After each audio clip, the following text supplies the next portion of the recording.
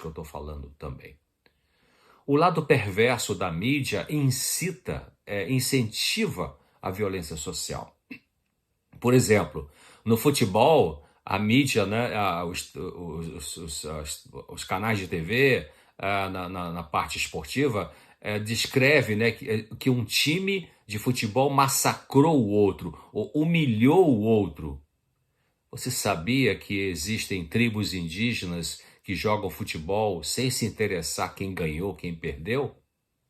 Não existe no final algo como, o time A ganhou de 3-1, sei lá, 3-0 do time B.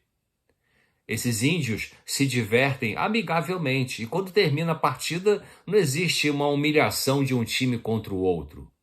A mídia desses índios não estampa na primeira página do jornal: Pataxó massacrou Yanomami por 3-1.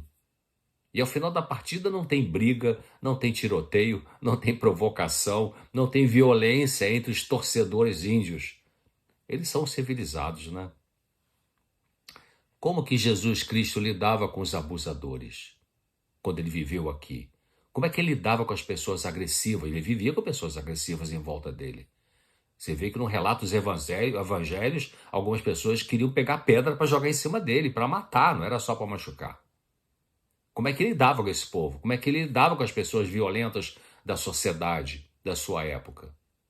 Ele saía no tapa, ele puxava uma faca, um canivete, ele tirava a pistola automática da sua manta e colocava na cara do agressor, ele batia a boca nervosamente, ele começava a socar e a chutar a pessoa, soltava palavrões, igual esses parlamentares que estão ali no Senado ou na Câmara de Deputados e saem no tapa, uma coisa vergonhosa, e que ficam ali em pé. Você já pensou nisso? Será que não tem nenhum político que vá colocar ordem ali na Câmara de Deputados? Você vê que tem alguém falando, está tendo uma sessão, e fica um monte daqueles parlamentares ali em pé, no corredor, conversando, uma bagunça total.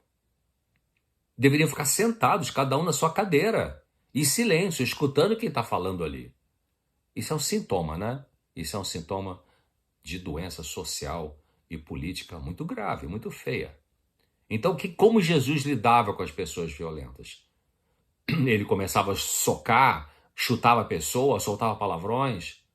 Na Bíblia, no livro de João, Evangelho de João, no capítulo 8, no versículo 59, por exemplo, né, nessa passagem aí, o pessoal fanático da igreja havia apanhado pedras, como eu disse, para atirarem nele. Está relatado aí, então, em João 8,59.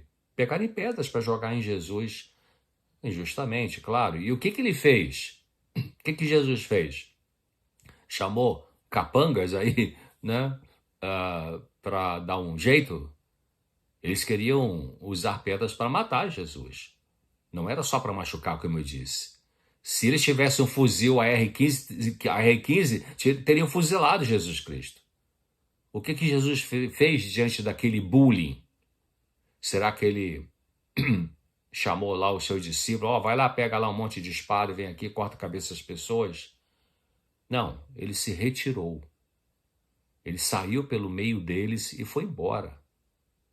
Ele foi covarde ao fazer isso? Ele foi um fraco porque não revidou aquela agressividade? Não. Ele sabia que não adiantava discutir com pessoas irrazoáveis, movidas por demônios da inveja e da prepotência corrupta. Quando Pedro, o apóstolo Pedro, que era um cara impulsivo e agressivo até de certa forma, antes da sua conversão espiritual, ele desembainhou a sua espada, atacando o servo do orgulhoso sumo sacerdote, decepando a orelha desse servo, porque Pedro mirou na cabeça, só que ele errou, acertou na orelha. Quando Pedro fez isso, Jesus não disse: Pedro, legal, você revidou, pena que você errou o alvo. Mas Jesus disse o quê? Pedro, põe a tua espada na bainha, não vou beber eu o cálice que o Pai me deu? Que resposta, né? Você está disposto a beber o cálice difícil para promover a paz e a honestidade e a calma num mundo violento e corrupto? Ou vai ficar revidando sempre, sem interromper, o ciclo vicioso, violento, imbecil, né? Alguém te agride, você agride também, alguém agride, você te agride. Isso também existe no mundo político, né? Entra o prefeito, muda tudo o que o outro fez, mesmo as coisas boas. Aí entra o outro, muda tudo aquele que o anterior fez, mesmo as coisas boas. Cara, que troço doente, isso é doença mental, social, sabia? Mas estão aí funcionando, né? E além disso, outras pessoas, empresários maldosos, né? Líderes religiosos corruptos também.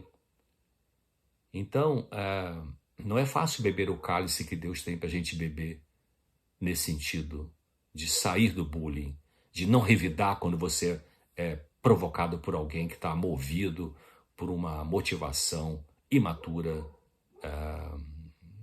vingativa e demoníaca.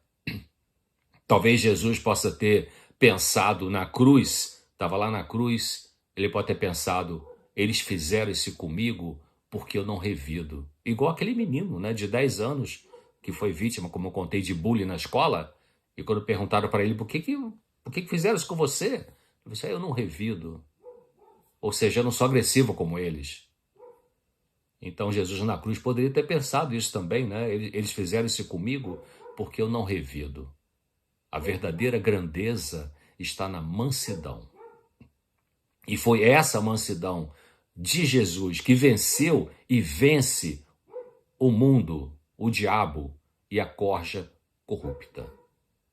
Eu vou repetir. É essa mansidão do Senhor Jesus que venceu e que vence o mundo, o diabo e a corja corrupta. Queridos, eu termino com uma meditação deixando um texto bíblico que está no segundo livro, segunda carta de Paulo a Timóteo, segunda carta de Paulo a Timóteo, no capítulo 2, versículos 24 e 25, que diz assim, e ao servo do Senhor não convém contender, mas sim ser manso para com todos, apto para ensinar, sofredor, instruindo com mansidão, os que resistem, a ver se porventura Deus lhes dará arrependimento para conhecerem a verdade. Peça a Deus mansidão, Ele vai te dar. Se você já tem, cultive e seja humilde e peça mais a Deus na vitória para que você não se orgulhe por ter uma atitude mais mansa. A gente pode ter uma mansidão, mas ficar orgulhoso e aí já é um outro problema, né? Então, o Senhor, ele é o exemplo de mansidão. Ele mesmo disse, né? Jesus Cristo falou, eu sou manso e humilde de coração.